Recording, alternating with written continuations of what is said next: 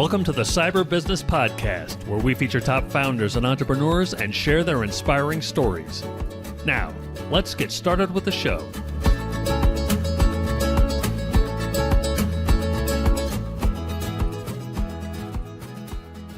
Matthew Connor here, host of the Cyber Business Podcast, where we feature successful business leaders, top law firms, green energy companies, and more. Today, we are joined by a legend in the startup community, the founder of MapQuest, Chris Heivly. Chris, welcome to the show. Hi, Matt. Thanks for having me. My pleasure. Thanks for being here. Before we get too far in, a quick word from our sponsors. This episode was brought to you by cyberlinks.com. That's cyberlynx.com. Cyberlinks is a complete technology solution provider that ensures your business not only has the most reliable and professional IT service, but also has the right cybersecurity solutions to ensure your business stays productive and safe. Check out cyberlinks.com, that's cyberlynx.com, for all your IT and cybersecurity needs. And now back to our show. Chris, thanks for coming on the show today. Matt, it's a pleasure to meet you. I can't wait to share some stories with you. Oh, well, speaking of stories, I'm old enough to appreciate MapQuest for what it was and how revolutionary it was at the time, how we were all printing out directions and taking those everywhere, and that changed the game.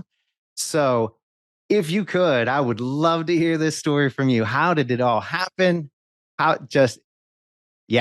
What's the story of MapQuest? Well, Matt, you were in the Navy, right? So you had Army. Army, Yeah. sorry. So you used maps and charts, right? Sure did. Well, I'm a map guy. I've been a map guy as long as I can remember. I didn't know I was a map guy per se. I didn't know that was a thing. But believe it or not, I have an undergraduate and a graduate degree in geography. I still remember to look at my dad's face when I told him I was going to be a geographer. And he's like, son, what the hell are you going to do with that? I'm like, I don't know. I just really like this stuff. But like many of us, I was very lucky that when a class I took early in my undergraduate career was in computer mapping. Now, let's be clear, late 70s, early 80s, that's a big mainframe, one of these printer terminal things. But somehow it just clicked with me. I ended up taking 12 or 15 hours of computer science credit. So I learned how to code as a geographer in the early 80s. So you wrote some code early in your life. That's not really heard of if you weren't already a computer science person. So that's how, I went to work for the federal government, State Department, built mapping systems for them, and then went private, found a mapping company in Lancaster, Pennsylvania, by the way. And out of it, we just got, I know we'll fill in the blanks, but, years later, we launched MapQuest out of Lancaster, Pennsylvania. That's wild. Now, I grew up outside of Pittsburgh in a little town called Greensburg, PA.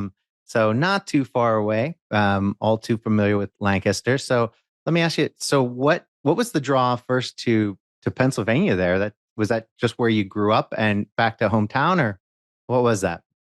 Well, it's two things. I actually grew up outside of Philadelphia, so we're kind of rivals in only hockey. I don't think we're rivals in football. I mean, you guys have done better, but I don't consider the Steelers rivals. You don't have a basketball team. But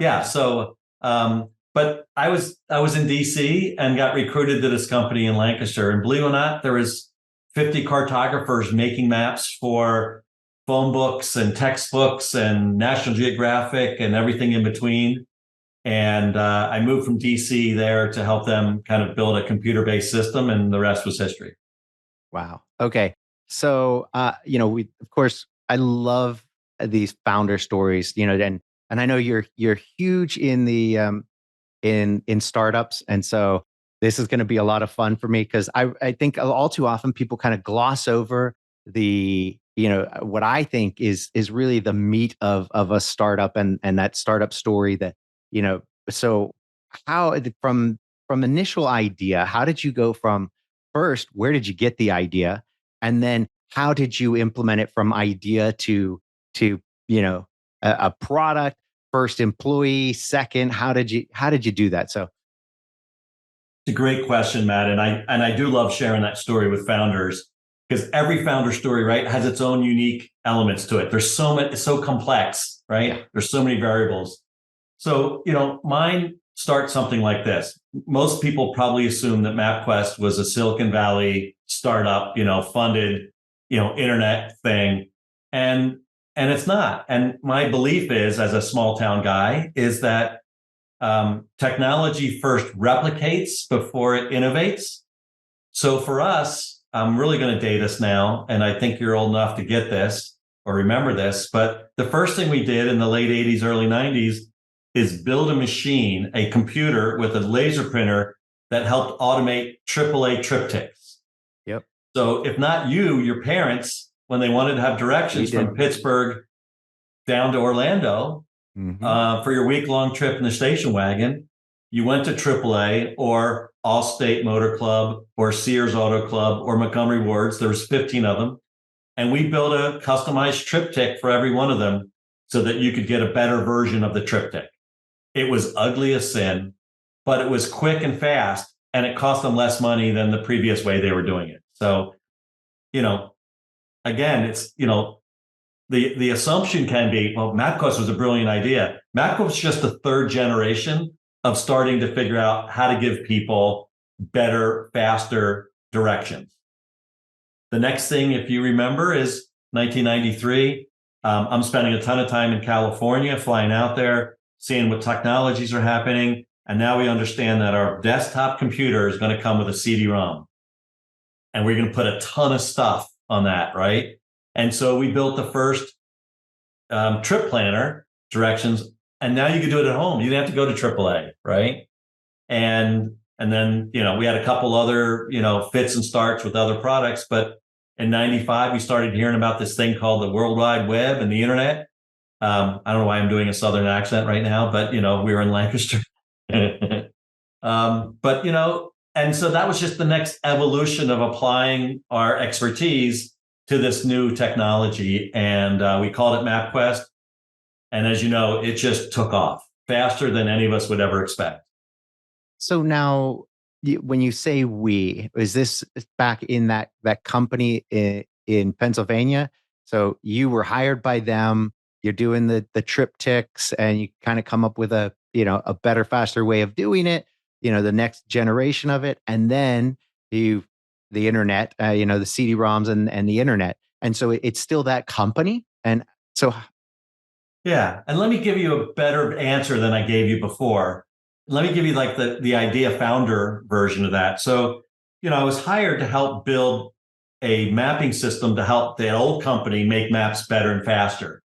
But we did smell that there was an opportunity, and we smelled that there's other map stuff out there that's very consumer oriented, like a triptych, that just seems so backwards, right? And I still think there's many of those opportunities, especially in very niche areas. But you just look around, and I think the heart of an entrepreneur, and I'm sure you've seen this yourself, or maybe you're, burdened with this like I am. You just look at things and go, that's really stupid. Like, why are we still doing it that way? And so that's really the genesis of all my entrepreneurial journeys, and specifically MapQuest, is just to say, you know what, why do I have to go to an auto club to get directions? I should be able to do that at home, or I should be able to do that quicker. Or I should be able to personalize it for what I want and where I want to stop along the way, and what kind of hotels or other points of interest I might want to do. Because your journey is different than mine. Why is it one size fits all? So that was the genesis. We did it inside that existing mapping company, and we did that for many years. And then eventually we spun that whole mapping company out, raised some venture capital, which really helped us grow very, very fast. Oh, that's fantastic. Love it. Okay. And so then, obviously, you've done a ton of work in the startup space. Your new book. Let's not get too far ahead of ourselves. You do a ton. I just jumped a whole bunch. I jumped decades, just like that. The magic of the internet and conversation. So what do you do after that? After MapQuest, I mean, you sell this, $1 billion sale. Obviously that comes with highs. Did you then experience, that high, and then hey, what do I do now? How did that work for you? Having such a massive success like that, what did you do? Yeah, well, For me, it was more like a slow fade. So as we grew the company very quickly, 96, we launched MapQuest in February 96. By the way, just as a data point for anybody younger than 30 who doesn't know what MapQuest is, it's Google Maps. But Google Maps came out 9 years later. Okay, so put that in perspective. So it was the first Google Maps. It took off. It grew like crazy. And the last 3 years, I sat on the board and didn't have an operational role. And then eventually we decided to take it public in 1999 with a lot of those first internet companies. They needed adults on the board. I wasn't an adult at the time, maybe it's still today. But they needed, those kinds of people. So I left the board, and a year later, AOL bought it off the public markets for 1.2 billion. So in case anyone's curious, in case anyone's like a wealth management, I don't have $1.2 billion to put into play. Please do not call me. You could call me, but we're going to talk about something else. I'm going to ask you to buy a book, by the way. So after that, our largest investor, who was a corporation, said, hey, this internet thing, $6 billion public company, this internet thing's pretty cool. What if I gave you $25 million to invest in internet companies? Would that interest you? And I'm like, yeah, that would be pretty cool. Let me learn how to be a venture capitalist and kind of live on the other side of the money. At that point, we'd raised probably about 12 to $16 million. I think it was like 4 and 10 or 4 and 12 for MapQuest. So I, again, started going to the West Coast, investing in internet companies, learned a lot. Matt, what you're going to see is what I call career ADD. So every 3 to 4 years, something else inspires me. I'm curious. Spent a bunch of years that where investors parachuted me into stuck companies, usually in the kind of the early stages of their build. I did that for a while, and then fast forward to kind of what I care about today is I was reading about these new incubators we now call accelerators, Y Combinator and Techstars being the most famous, in case you are geeked out on this stuff, in San Francisco and Boulder. And these are kind of like new age incubators. And my thought was, I'm now in Raleigh-Durham, North Carolina at this point. My thought was, well, if one startup is fun, 10 at a time should be a complete blast, right? Completely fuel my ADD. And that's what I kind of learned about the power of community and how startup communities and entrepreneurial ecosystems. Now I get to help hundreds of founders instead of 10 or just the one I'm working on. How'd I do? Did I bridge that nicely? Love it. That was a beautiful bridge. You could walk across it. You could drive across it. That was fantastic. Jump off of it. Jump off of it. Parachute bungee. It's a great time. Yeah. Good bridge. So, okay. Well, let me ask you. So now getting into your latest book. So you wrote a book called Building the Fort, or Build the Fort, right? And great book. Would you say this is the follow-up? Now let me give people the title. It's Build the Fort, the Startup Community Builders Field Guide. Would you say this is kind of the sequel that kind of follows that bridge, the trajectory of your life, in that you went from startup, founder, to now building communities, and this is the how-to guide? Yeah, I mean, Matt, at my advanced age, I mean, I don't have a walker yet, but maybe I can see the walker from here. Maybe that's at the other end of the bridge. With all respect to people who have walkers, you kind of start to think about what you're good at and what you enjoy. And if you can find the intersection of those, I've always enjoyed every job I've had, every company I've been involved in. To think about and to be involved in my own community of Raleigh-Durham over the last 12 to 14 years, to see how the things you do can impact hundreds of people, give them the freedom to launch their own businesses, or, help, everyone's not an entrepreneur, but maybe explore that, or maybe go from a big corporation to a small company because you want more, control or power or influence, to help people do that. I just got totally turned on by it. And the thing when I when I started thinking about this, what I realized is that I'm really good at simplifying complex things. I'm good at breaking it down. I used to say, this is a simple book for a simple mind. Okay. And a simple writer, by the way. So I wrote a book 6 years ago called Build the Fort, How to Start Anything. And the metaphor is something that the original coder of MapQuest, who we've worked together now 3 or 4 times, and we're fantastic friends over 30 years. They were just out visiting last weekend. We built this metaphor. I think he kind of labeled it, but it's the idea of when you're first starting something, just taking a very simple, non-adult approach to things. So the story I like to take. So Matt, where did you grow up? Greensburg, Pennsylvania. Yeah, so you mentioned that, Greensburg. So you're 10 years old, 10, 12 years old. You're in Greensburg. I'm your neighbor, right? We're buds. And on a summer day, I say, hey, Matt, do you want to build a fort? And you say, heck yeah. Yeah. Like it took you a second to do so, right? Yep. Now, remember, this is a metaphor for building a company or an idea or a product. Let me do the adult version, right? You asked me, hey, Chris, back then, probably when Chrissy, hey, Chrissy, do you want to build a fort? And I go, here's the adult. I don't know anything about building forts. I've never built a fort before. I don't know where we're going to get the wood. Is it going to be any good? Where would we ever put it? I don't, right? That's that adult psychological crap that's in our head. And so build the fort's this metaphor to saying, like, strip all that crap away, channel your 10-year-old, use that to address the fear you have of having to figure out so it's more of a mindset. And so the second book is to say, all right, great. Now it's not just for founders. You're sitting in Greensburg. You're sitting in Poughkeepsie, New York. You're sitting in Columbia, South Carolina, Raleigh, Durham, North Carolina, whatever, not New York, Boston, LA. I want to start a company, or I invest in companies, or I'm in economic development and would like to see more organic company growth, new jobs come through new companies, or I'm an instructor or a researcher at a university, the local university. I teach entrepreneurship, or, and the idea is we all have a role to play. Dare I say, we all should play a role in our community about inspiring and helping and supporting founders building companies, because that's going to give us a very diverse and rich economy. So that's what boy, that was as long-winded as I could be.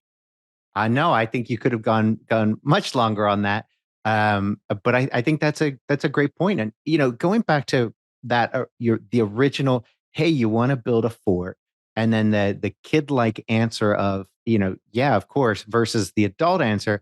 I couldn't help but think that I love all these self-help books and business books. I've just always gravitated to them more than novels or anything else. It's just kind of how I'm wired, because I like startup, right? Exactly. And I can't help but notice that what that does is it encapsulates so much in such a great, going back to your point of being able to simplify, complex things. So much is written on how to get to that, kind of heck yeah, or that simple, just kind of do it thing.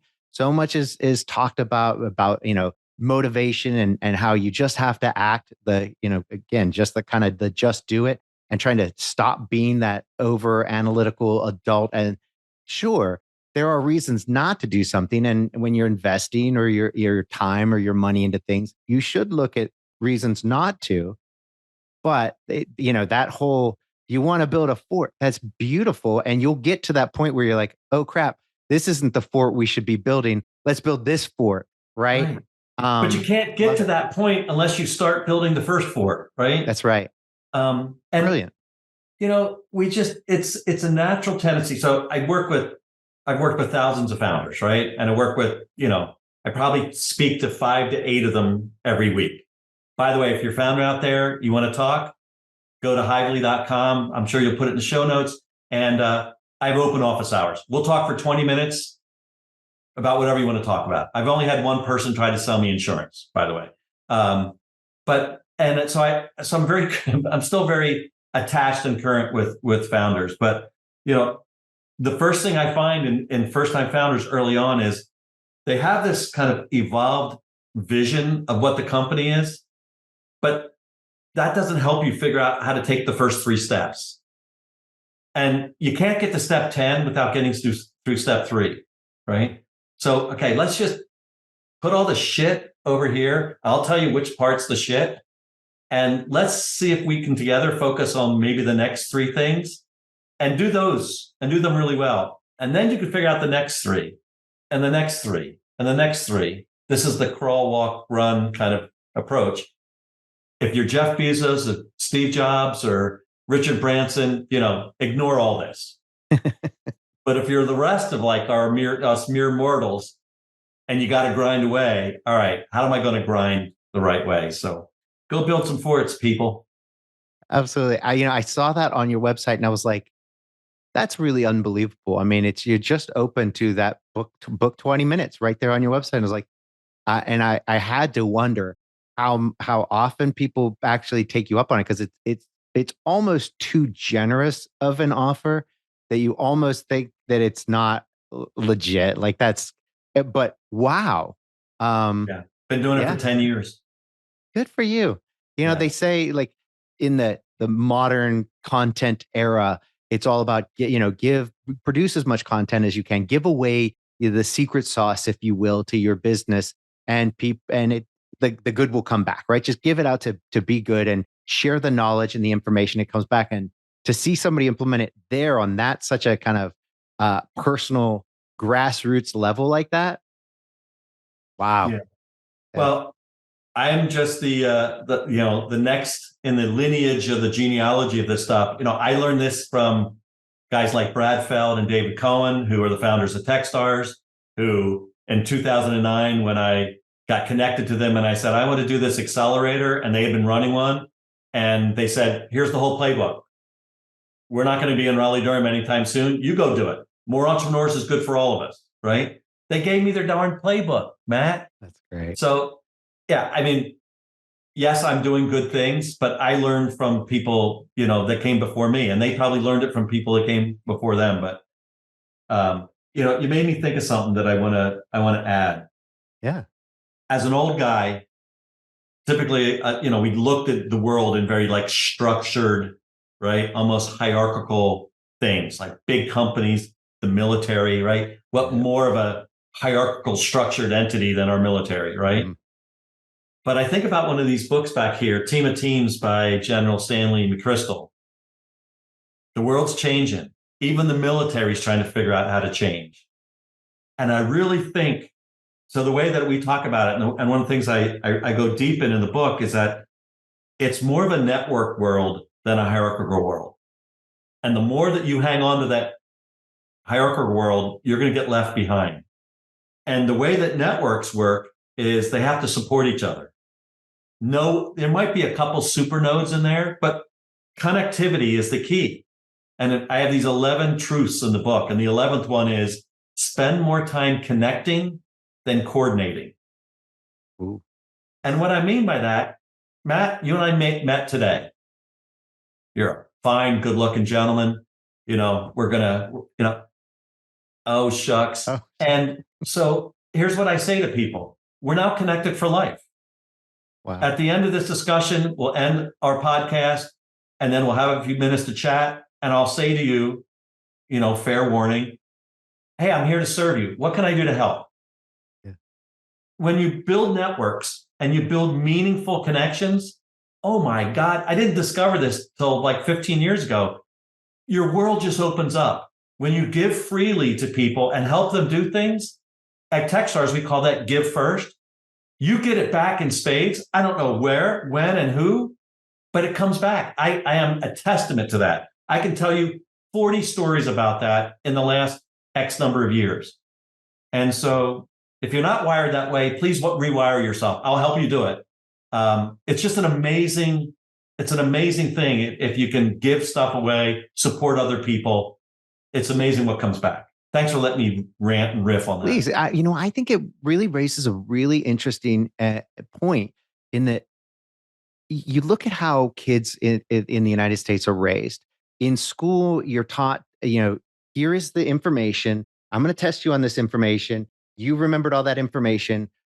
Group projects are more, are annoying to kids because they're like, oh, so and so's not doing their work. I'm doing all the work, and it's not even teaching teamwork. It basically builds an additional resentment to working with others, and then we have these stories and that people have in their heads of self-made people. Bullcrap. Nobody's self-made. You cannot do it on your own, and yet we're taught growing up, do your own work. Perfection is the key. All the wrong lessons. Don't get me wrong. Education's important. I'm not saying that, but we're teaching the wrong. Kids are learning the wrong lessons from the way they're structured, the way they spend the first 12, 16 years of their kind of childhood, right? And then they go off into the world, and it's in complete contrast to what they've learned. And then they have to learn, and it takes a long time to learn. Hey, wait. I don't have to be perfect. I need other people, right? No one's an island. You can't succeed alone. And I think people are having a really hard time, getting to that unless they're those, you were born entrepreneurs where we love that. But even at that, when I was coding alone. And, so I think you bring up a really good point, because that's really what it's about. And getting people to see that and connect with people is a paramount importance. And, let me just add on to that, a yes and moment. Yes. Is that, now some people are going to listen to this and go, okay, I need to do 3.2 connections a week and I'll build and I'm like, no, please stop. Like, again, you're approaching this the wrong way, because here's the thing. We don't know which connections are going to be amazing. And this is why my office hours are open and they're not curated at all. And anybody who shows up, and they come from all over the world, coming from all different places. I don't know which one's going to be a great one. So if I had that mentality, then I better optimize for N being the number of connections I make. And so I strive to make introductions. I mean, I will probably make an introduction to you within the next week. I don't know where or how, but I know I'll do it, right? You know what? You should go talk to Matt. And Matt, I think you'd be interested to talk to them. We call those serendipitous sparks. They're serendipitous. I can't engineer a spark. They have to happen naturally, organically. But I want to create a position. I want to optimize by doing as many as I can manage, which gives me the opportunity to have as many sparks as possible. So don't try to engineer this serendipity, please. Yeah, I mean, it's funny because that makes me think of the of playing, right? And going right back to your kid thing, they've done all this research on how even adults, really need to play, and it's good for creativity and your general health and everything. And kids did that, and if you can integrate that into your work, and I'm not saying sitting around playing video games, but that the spirit of play, just messing around and trying things, goes back to the building the fort. As a kid, you didn't build out blueprints, you bust out the CAD drawings and design it and be like, this will withstand the gale force winds. That didn't happen. Or even worse, Matt, getting mom to go on Amazon.com and buying the build the fort kit, right? Because that's what happens now, for sure. Yeah, that's no fun. Right? No. Go figure it out. Go design it. Go make mistakes. Go fix those mistakes, Well, we're in violent agreement. Okay. Well, getting back to your book, who's this for? I mean, who can really benefit from the book? Yeah. Well, let's start with founders, because they're the most important part of a startup community. And I mean, like, future founders and current founders and those that are hiding in their garage or their third bedroom or their basement building something by themselves. It's like, get the hell out of your office, get out there and connect. Because, to your point, you can try to figure this out on your own, but it'll take you more time. You'll make more mistakes, and time and money is not what most people have. So you're going to run out of time and money, and your idea will fade away. So the opposite of that is lean into the community. Now, what I mean by community can be 10 people. Just about every city or town has probably 5 to 10, if not hundreds of entrepreneurs who get together for coffee, have a happy hour. There's entrepreneurial support organizations. So it's for founders to say, here's how I kind of lean into my community. Here's how I give back to my community. So when I need something, maybe something will come back to me. How do I broaden my community, build better networks, tighter networks? By the way, you're a high net worth individual, or you're a family that's been the manufacturing czar of Poughkeepsie, New York. It's for them. Why? You know what? You want to give back to your community. It can't just be, building the new, arts center. Why don't you help those people figure out how to build more companies to make sure your economy is as rich as you want it to be?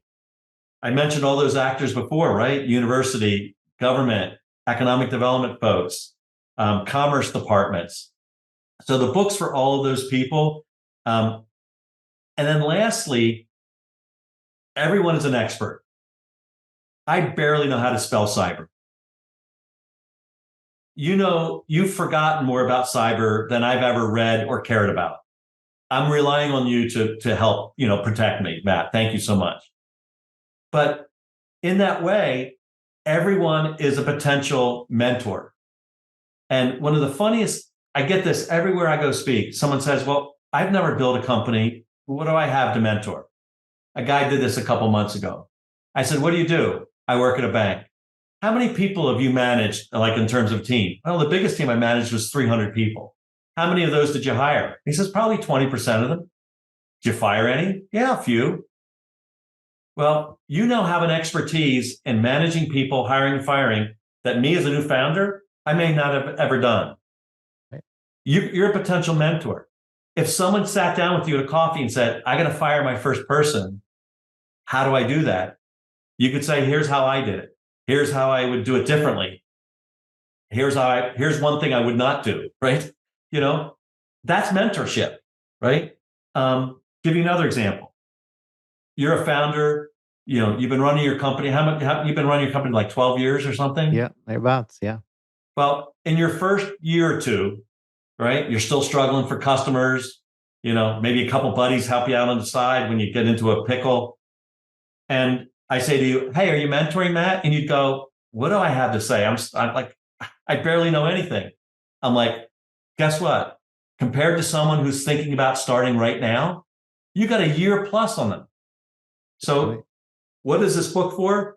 Anyone who decides that they want their city to be the best version of themselves, you can kind of lean in. By the way, the DNA of entrepreneurs is so friendly and inviting, right? Go show up, have a coffee, and see what you can do to help. I love it. I mean, so we actually started Cyberlinks. At the time, it was called Your IT Department, and we started down in Lexington, Virginia, which is, honest to God, modern day Mayberry. I mean, the place is just the safest place in the world, the friendliest people. I mean, the chief of police is friends with the entire, literally everybody. And they've got this. It's just a phenomenal place that I think has all of about 9,000 people when the college students are gone, because it's Washington and Lee and the Virginia Military Institute are there. But when college is out for the summer, there's about 9,000 people in the whole town. And so it was really cool starting there, where it was, just good, solid, salt of the earth people. And they're always thinking in these terms, right? The Chamber of Commerce is constantly thinking about how can we boost things up for the community. And when you're that small, and you've got all these small stores competing against Walmart, it's you've got to be smart. You can't beat Walmart on price, so you don't sell anything that they sell, right? Obviously, and so it's about building that community. And so I can see a place like Lexington, this becomes really important. They get a lot of people coming back because it's just spectacular. It's a beautiful area, super safe, great place to raise kids. But there's that but factor of how there's a lot of opportunity.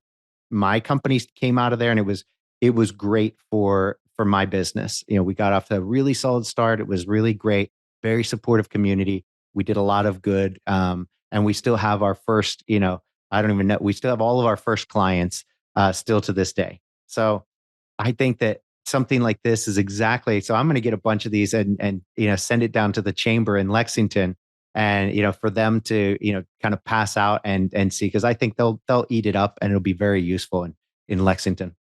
Well, I appreciate those thousands of book buys that you'll inspire. That's right. Now I can feed my children. No, I'm truly grateful for any help on that. But it's so funny.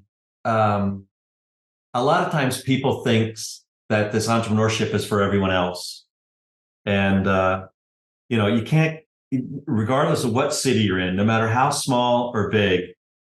I guarantee you there's someone having a discussion about how do we boost more business in our town.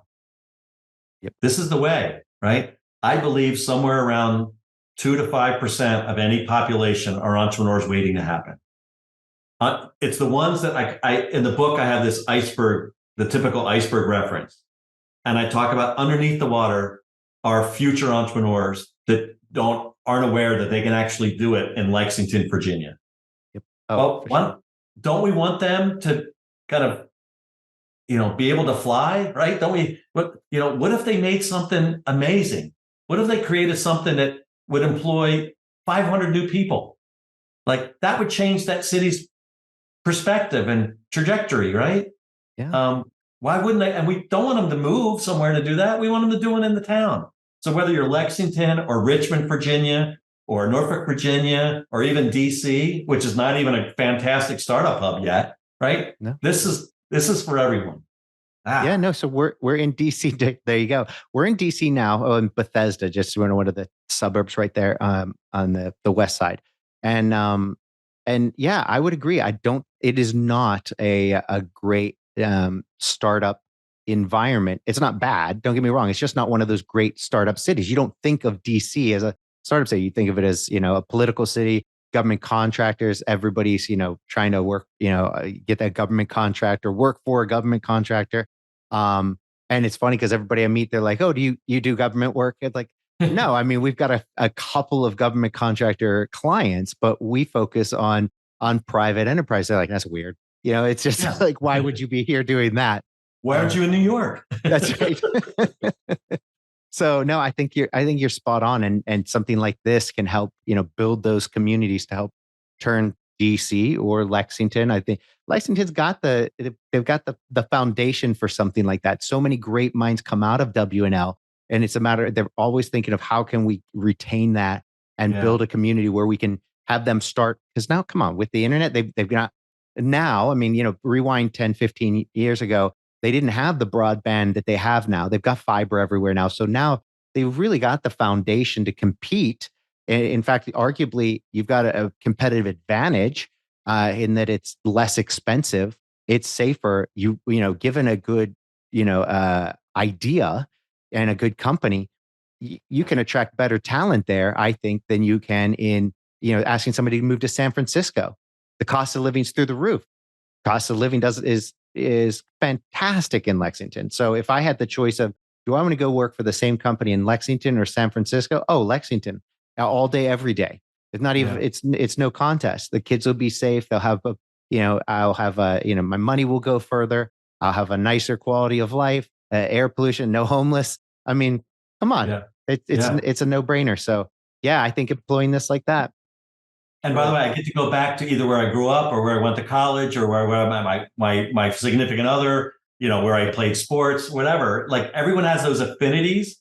So, by the way, what would attract them? Oh my God, I can do lots of different things. I can even start my own job, or I can go work with someone else's startup, or I can do my remote work here. I mean, COVID and remote has really leveled the playing field faster than we all imagined. So, but you got to have a little bit of a startup community as part of that equation. Is my thesis. I love it. Well, I could do this all day and night. I would love to, but that would be very rude to steal that much of your time. Though I would gladly do it if you let me. So before we go, can you please tell everybody where they can find this fantastic new book and find out more about you and those very generous office hours? Thanks, Matt. So my name is Heivly, Heiv as in Victor Ly. And so at Heivly.com is my website. That's where you can find the office hours. You can also find references to the two Build a Fort books. You also can get them on Amazon.com and just search for Heivly and Startup Community or Build a Fort. Hopefully you'll get there. And I really, in case you're saying, well, he's not going to want to talk to me. If you wait too long to talk to me, then I can't have as much help as I would like to be. I want to get early in your head, right? I want to get you pointed in the right direction. So don't be shy. Sometimes I'm booked 2 or 3 weeks in advance. Just sign up and then we'll have a great 20-minute virtual chat. So don't be shy. That's fantastic. Well, Chris, thank you very much for coming on the show. It was a great honor. Loved it. Until next time.